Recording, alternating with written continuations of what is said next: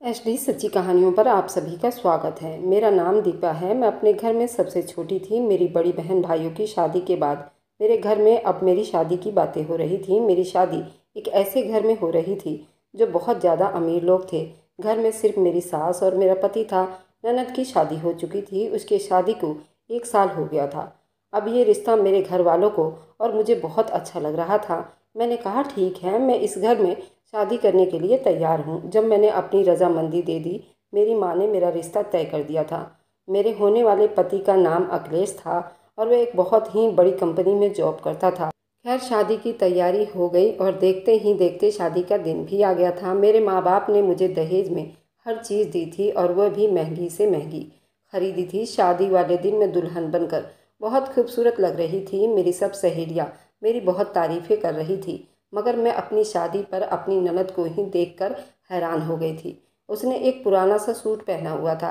ऐसे लगता था जैसे उसने अपने भाई की शादी के लिए कोई तैयारी भी नहीं की हो, बस मुंह उठाकर चली आई है। खैर, ये सब तो मुझे बाद में ही पता चल गया था। मुझे उस सब में कोई समस्या नहीं थी। मेरी शादी हो गई और मैं अपने घर आ गई थी। लेकिन शादी के पहले ही दिन मेरी सास मेरी ननद को लेकर मेरे कमरे में चली आई और कहने लगी, हमारे यहाँ एक रस्म है जिसको पेटी खुलाई की रस्म कहते हैं। दीपा बेटी, तुम अपने घर से जो भी दहेज का सामान लेकर आई हो वह तुम हमारे सामने खोल कर रख देना, और उसमें से जो चीज़ हमें पसंद आ जाएगी हम उसे ले सकते हैं। और इस रस्म के बारे में मैं भी सुन रखा था, लेकिन ये रस्म तो बिहार में हुआ करती थी और मेरी सास तो बिहार की नहीं थी, उनका संबंध तो यूपी से था। मैंने अपनी सास को कहा, आप तो बिहार से हैं, ये सब तो बिहार में होता है। तब वो कहने लगी, यूँ तो मैं शादी करके यूपी से दिल्ली चली आई थी, अभी दोबारा से बिहार में आ गई हूँ।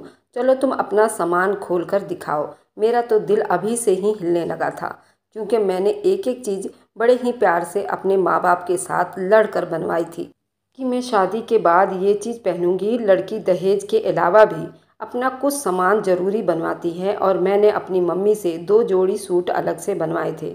उसके साथ जूते चूड़ियाँ लेकर आई थी, और मेरी सास ने मेरे साथ आए हुए दहेज के बड़े बड़े बक्से देख लिए थे। अब मैं झूठ नहीं बोल सकती थी। मैंने सारा कुछ खोलकर उनके सामने रख दिया। वे दोनों माँ बेटी सामान को बहुत गौर से देख रही थी। मेरी सास ने वही किया जिसका मुझे डर था। उन्होंने मेरे सारे खूबसूरत जोड़े उठा लिए और मेरी ननद को दे दिए। मैं एक दिन की बनी दुल्हन कैसे उन लोगों के साथ झगड़ा करती। दिल तो चाहता था कि अपने कपड़े लेकर उन्हें कमरे से निकाल दूं, मगर मजबूरी में मैं चुप बैठी रही। फिर उन्होंने 2-4 चीज़ उठा ली और ये समझिए कि दूध के ऊपर से मलाई ही हटा दी थी। सारी अच्छी अच्छी चीज़ें ले ली थी और मुझे बहुत ज़्यादा अफसोस हुआ। लेकिन सास ने अपने पास कोई भी चीज़ ना रखी, सब चीज़ मेरी ननद को दे दिया। और फिर उसके कान में कोई खुसर फुसर करने लगी। किसी के सामने तुम्हारे बारे में कान में खुसर फुसर करना बहुत बुरी बात है। अगर आपने कोई ऐसी बात करनी है तो आप सामने वाले को नहीं बताना चाहिए, तो आप कहीं साइड पर जाकर भी ये बात कर सकती हैं। मगर मेरी सास ने इस बात का एहसास भी नहीं किया था। वह कहने लगी, हमारे परिवार की एक रस्म है, तुम्हें परेशान होने की ज़रूरत नहीं है, तुम्हारा पति तुम्हें हर चीज़ नई बनवा कर देगा। ये कहकर वे दोनों चली गई और मैं अफसोस करती हुई वहीं बैठी रही। जब मेरा पति कमरे में आया तो मेरा मूड ख़राब था। उसने कहा कि क्या हुआ। मैंने कहा, बस मैं थक गई हूँ, यूँ मेरी सुहाग रात भी बर्बाद हो गई। मेरा मूड अभी भी ख़राब हो गया था, मेरी चीज़ भी चली गई थी। फिर सोचा कि चलो कोई बात नहीं, मैं दोबारा बनवा लूँगी। लेकिन फिर उस घर में कुछ ऐसा होने लगा जो बहुत ही अजीब था। मेरी सास ने मुझसे पूछा कि कल दुल्हन का जोड़ा बदलने के बाद तुमने कौन से कपड़े पहने थे। मैंने कहा कि वे तो हल्के फुल्के कपड़े पहने थे, गर्मी का मौसम है, आप क्यों पूछ रही हैं। फिर मेरे उन कपड़ों के बारे में कहने लगी, वे कपड़े लेकर आओ, मुझे वे कपड़े चाहिए। मैं सोचने लगी शायद मेरी सास कुछ और ही देखना चाहती हूँ, इसलिए वे कपड़े उठाकर ले आई। मेरी सास ने जैसे ही वह कपड़े लिए एक पन्नी में डालकर बोली कि कल आरती के घर जाएंगे। मेरी ननद का नाम आरती था। मैंने कहा कि मेरे उतरे हुए कपड़े आप उसको क्यों देंगी। तब वो कहने लगी, हमारे परिवार की रस्म है, भाभी जो कपड़ा रात को पहनकर सोती है वे कपड़े सुबह उसकी ननद को दिए जाते हैं। मैंने कहा, आपकी बेटी तो शादीशुदा है, उसके घर वाले पूछेंगे तो वे उनको क्या जवाब दोगी। किसी के उतारे हुए कपड़े वे क्यों पहनेंगी। मेरी सास मेरे कंधे को हल्का सा थपथपा कर कहने लगी, अब तुम घर की बहू भी हो और मेरी बेटी की भाभी भी हो। भाभी के कपड़े ननद पहन सकती है, तुम दोनों मिलजुल कर सब चीज़ इस्तेमाल कर सकती हो, इसमें तुमको कोई ऐतराज़ नहीं होना चाहिए। मेरी सास ने मुस्कुराते हुए मुझे अपने सीने से लगाया और मेरा हेयर स्टाइल ख़राब करते हुए मुझे बहुत सारा प्यार दिया। मैं भी चुप हो गई कि चलो ऐसा ही है तो फिर मैं क्या कर सकती हूँ। रस्में तो हर जगह पूरी की जाती है, लेकिन यहाँ के रस्म रिवाज ज़रूरत से ज़्यादा ही अजीब था और ख़त्म होने का नाम ही नहीं ले रहे थे। अगले दिन मेरी सास ने मुझसे मेरे जूते मांग लिए और जूते भी वह जो मैं घर में पहनने के लिए लाई थी। अब मैं पूछना चाहती थी, ये किस तरह की रस्म है। इस बार मेरी सास ने कहा कि तुम्हारे जूते किसी गरीब को देने हैं, इससे तुम्हारा बांझपन उतर जाएगा। शादी में इतने सारे मेहमान आए हुए थे, नहीं तो उन सबकी नज़र तुमको लग जाएगी, इसलिए नज़र उतारना ज़रूरी है। गुस्सा तो मुझे बहुत आया, लेकिन कमरे में मेरा पति भी मौजूद था। उसने कह दिया, दे दो जूते, और मैंने उतार कर दे दिए। शुरू में वैसे भी पति पत्नियों से यही सब करवाते हैं, उनको हुक्म देते हैं कि जाओ ये कर दो वो कर दो। मेरी सास की बात सुनकर मुझे बहुत गुस्सा आने लगा था। वह जूते मैंने घर में पहनने के लिए लिए थे, खुद ही खरीदे थे, अपने घर से लाई थी। खैर जूते भी चले गए, अच्छे सूट भी चले गए, घर पहनने वाला सूट भी चला गया। जब से आई थी मैं अपने ननद को सारी चीज़ें ही दिए जा रही थी और मुझे कुछ नहीं मिल रहा था। बस पति ने मुंह दिखाई में मुझे सोने का सेट दिया था, जबकि मुझे उम्मीद नहीं थी कि उसने कहा था कि पूरे 7 तोले का है। मेरा पति ज़रूरत से ज़्यादा ही मोहब्बत करने वाला इंसान था। कभी कभी ऐसा लगता था कि वह झूठ बोल रहा है। वो मेरी इतनी तारीफ़ करता था जितनी की ज़रूरत नहीं थी, लेकिन फिर भी वो मुझे अच्छा लग रहा था। मैं अपने पति के पास बैठ जाती तो ऐसा लगता कि दुनिया की सबसे खूबसूरत लड़की मैं हूँ और दुनिया का सबसे खुशकिस्मत इंसान भी हूँ। कहते हैं कि मर्द की खूबसूरती उसकी ज़ुबान में होती है। जो मर्द अच्छी बातें करना जानते हैं वे औरत का दिल जीत लेते हैं। अगर कोई मर्द खूबसूरत है लेकिन अच्छी बातें करने की फ़न नहीं जानता तो उसकी मर्दानगी में वह असर नहीं होता जो एक औरत को चाहिए होता है। लेकिन अगर कोई मर्द अच्छे शक्ल सूरत का नहीं भी है लेकिन बातें कमाल की करता है तो वो कभी भी औरत का दिल जीत सकता है। मेरा पति भी ऐसा ही था। शक्ल व सूरत का तो इतना खास नहीं था, लेकिन बातें बहुत अच्छी किया करता था। लेकिन ये देखकर तो मेरे कदमों तले से ज़मीन ही निकल कर रह गई थी। मेरी शादीशुदा ननद मेरे घर आई। उसने मेरे ही कपड़े और मेरे ही जूते पहन रखे थे, जो मेरी सास ने कहा था कि मैं तो किसी गरीब को दूंगी। मुझे बहुत गुस्सा आया था। मेरी सास ने बताया था कि मेरी बेटी के हालात ठीक नहीं है, उसका पति ज़्यादा पैसे नहीं कमाता, घरदारी भी बड़ी मुश्किल से चलता है। मगर उसका ये मतलब तो नहीं था कि मेरी सास मेरी सारी चीज़ उठाकर अपनी बेटी को दे दे। अब मेरे मुंह में भी जुबान थी। मैंने कहा, आपने तो कहा था कि मेरे जूते आप किसी गरीब को देंगी, फिर आपने उसको क्यों दे दी। मेरी सास कहने लगी, उसको पसंद आ गई थी। मेरी बेटी को जो चीज़ पसंद आ जाती है वह ले लेती है। वैसे भी जूते कौन से पुराने थे, वह तो बिल्कुल नए थे। मैंने कहा, आपने तो कहा था कि मैं तेरी नज़र उतारने के लिए गरीबों को दान कर दे रही हूँ। मेरी सास कहने लगी, तुम्हारी नज़र उतराई के पैसे मैंने दान कर दिए थे। मैं अपने दिल में सोचने लगी, पैसे ही दान करने थे तो फिर पैसे ही मुझसे ले लेती। मेरे जूते क्यों मेरी ननद को दे दिया था, और मेरी ननद तो मेरे कपड़े और जूते पहनकर फिर रही थी। अगले दिन फिर से आ गई। आज भी उसने वही सूट पहना हुआ था। जब वो मुझसे बड़े प्यार से मिली और कहने लगी, आज मैं बहुत खुश हूँ क्योंकि आज मेरे पति ने अपनी नई गाड़ी ले ली है। मैंने कहा, इतनी जल्दी गाड़ी कैसे ले ली, वह तो ज़्यादा कमाता भी नहीं। ननद कहने लगी, बस उसको बहुत सारे पैसे मिले हैं, वह एक अच्छी कंपनी में जॉब कर रहा है और उसी कंपनी से उसको इतना मुनाफा हुआ है, उसी ने मेरे पति को पैसे दिए हैं। उसने नई गाड़ी ले ली है। जब मेरी ननद ने मुझे उस गाड़ी की तस्वीर दिखाई तो मैं हैरान हो गई। मुझे लगा यूं ही वह मुझे किसी गाड़ी की तस्वीर दिखा रही होगी। वह गाड़ी तो बहुत ही महंगी थी। ऐसी गाड़ी तो किसी बिजनेसमैन या किसी अमीर के पास होती है। लेकिन जब उसने अगली तस्वीर दिखाई तो उस गाड़ी के सामने उसका पति खड़ा था, यानी गाड़ी तो उसी की थी। मैं हैरान रह गई। गाड़ी लाखों में थी। मेरी सास भी बड़ी खुश थी। उन्होंने कहा कि मेरा दामाद तो हीरे जैसा है, मेरी बेटी को बहुत ज़्यादा खुश रखता है, भगवान की कृपा है। देखो तो उसने कितना जल्दी एक अच्छा गाड़ी भी ले लिया। मैं दिल में सोच रही थी कि थोड़ी कृपा अपने बेटे के लिए भी कर लेती ताकि किसी और की बेटी का भी किस्मत चमक जाए। मेरा पति वैसे भी तो बहुत अच्छी नौकरी करता था, घर का इंतजाम भी बड़े अच्छे से चल रहा था, अपना घर था, मगर उसके पास गाड़ी नहीं थी। और एक दिन तो वह कहने लगा कि मैंने शादी के लिए कहीं से कर्जा लिया था, मुझे वह कर्जा भी उतारना है। मुझे उसकी फ़िक्र हो रही थी और ऊपर से जिस कंपनी में जॉब करता हूँ वह नुकसान में जा रही है। इनकम भी कम होने की वजह से कंपनी के मालिक ने मेरी तनख्वाह कम कर दी है। यानी कि अब मेरा पति मुझे कोई शॉपिंग करवाने वाला नहीं था, वह पहले ही कर्जदार हो चुका था। अगर मैं कुछ कहती तो वह यही कहेगा कि अभी मेरे पास पैसे नहीं हैं। फिर ऐसा ही हुआ था। जब मैंने हनीमून पर जाने की बात की तो उसने कहा कि अभी पैसे नहीं हैं, जब कर्ज उतर जाएगा तो तुम्हें पहली फुर्सत में ले जाऊंगा। जबकि मुझे पता था क्या होने वाला था। अगर शादी हुई है तो बच्चे भी हो जाने थे, फिर औलाद हो जाने के बाद कौन सा हनीमून होता है। फिर तो कहीं जाने का दिल भी नहीं करता। फिर तो इंसान औलाद के चक्कर में ऐसा फंस कर रह जाता है, उसे अपने आप को भी अच्छा नहीं लगता। फिर कहीं जाना तो बहुत दूर की बात है। एक दिन मैं अपने कमरे से कपड़े निकाल कर धोने के लिए जा रही थी।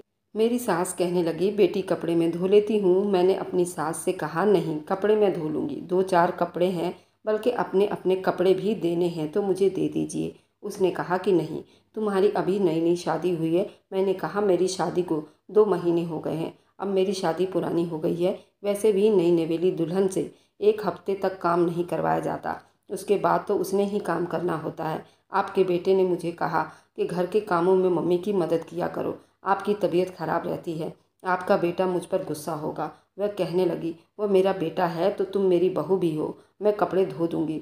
तुम एक काम करो, तुम खाना बना लो, वह भी तो एक काम ही है ना। मैंने कहा, मैं कपड़े भी धो लूँगी और खाना भी बना लूँगी, आप काम ना करें। लेकिन मेरी सास तो मेरे पीछे ही पड़ गई। यहाँ तक कि मैंने कह दिया कि ठीक है, आप धो लीजिए। मैंने अपने कपड़े उन्हें दे दिए। अब मेरी सास कपड़े धो रही थी, ऊपर से मेरा पति आ जाता तो उसने मुझे यही बातें सुनानी थी। खैर मेरा पति नहीं आया और सास ने सारे कपड़े धो दिए थे। अक्सर ऐसे ही होता था, एक दिन कपड़े धोए जाते तो अगले दिन उन कपड़ों को प्रेस किया जाता और अलमारी में लगा दिए जाते। कपड़े इस्त्री करने की भी जिम्मेदारी मेरी थी। मुझे कपड़े इस्त्री करना अच्छा लगता था। मैं कपड़े इस्त्री कर रही थी तो उस दिन मेरा एक सूट गायब हो गया था।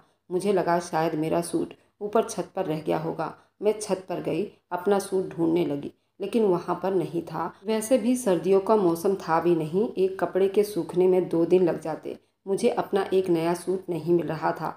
फिर मैंने अपनी सास से पूछा तो उन्होंने कहा कि बेटा मुझे तो नहीं पता, मैंने धोकर छत पर डाला था, हो सकता है यहाँ से गिर गया हो। लेकिन हैरानी की बात तो ये थी कि मेरा ही सूट गायब होना था, जबकि मेरी सास का कोई भी सूट गायब नहीं हुआ था। मैं उसके बाद भी अपना सूट ढूंढती रही, लेकिन मुझे नहीं मिला। मैंने सारा घर छान मारा था, मगर सूट नहीं मिला था। करीब 4 दिन के बाद हम लोग मेरी ननद के घर गए। मेरी ननद घर में नहीं थी। मेरी सास उसे आवाज़ दे रही थी। कुछ देर के बाद वो भाग कर आई और कहा कि मैं बाथरूम में कपड़े बदल रही थी। मेरी ननद हमसे मिली और हमारे साथ बैठकर बातें करने लगी। हम लोगों ने वहाँ पर काफ़ी अच्छा टाइम बिताया था। फिर मैंने कहा, मुझे बाथरूम जाना है। तब मैं उसके कमरे में गई और जब कमरे में दाखिल हुई तो सामने का मंजर देखकर हैरान रह गई। उसके कमरे में दरवाजे के पीछे मेरे ही कपड़े टंगे हुए थे, मेरा वह सूट जो घर से गायब था। मैंने उसको देखा और इस बात पर बहुत ज़्यादा हैरान हुई। मेरी ननद ने उसको धोया भी नहीं था। ये बात मुझे इस तरह पता चल गई, जब मैंने अपने घर में वह सूट पहने थे तो मैंने उसे पहनकर आटा गूंधा था और हाथ लगने की वजह से थोड़ा सा आटा मेरे कपड़ों पर लग गया था, इसलिए मैंने वह सूट उतार दिया था। उस पर अभी भी आटा लगा हुआ था। इसका मतलब ये था, मेरा सूट गायब नहीं हुआ था, बल्कि सास ने मेरी ननद को दे दिया था और वह मेरा सूट पहन रही थी, और वह भी बगैर धुला हुआ सूट। तभी तो मेरी सास कह रही थी कि कपड़े मैं धो दूंगी, और फिर कहने लगी, तुम्हारा सूट हवा में उड़ गया होगा। माँ बेटी को शायद मुझ पर शक था, इसलिए जब मैं बाथरूम में थी उन्होंने दरवाज़ा खटखटाया था और सास कहने लगी, कितनी देर लगा रही हो, चलो बाहर निकलो, रिक्शा आ गया है, वापस घर भी जाना है। ननद की सास ने हमें दावत दी और कहा, संडे वाले दिन हमारे घर आना है, हमने बहुत बड़ा फंक्शन रखा है। मैंने कहा, किस खुशी में? तो कहने लगी कि मेरे बेटे का कारोबार में बहुत ज़्यादा मुनाफा हुआ है, हम तो अचानक से अमीर हो गए हैं।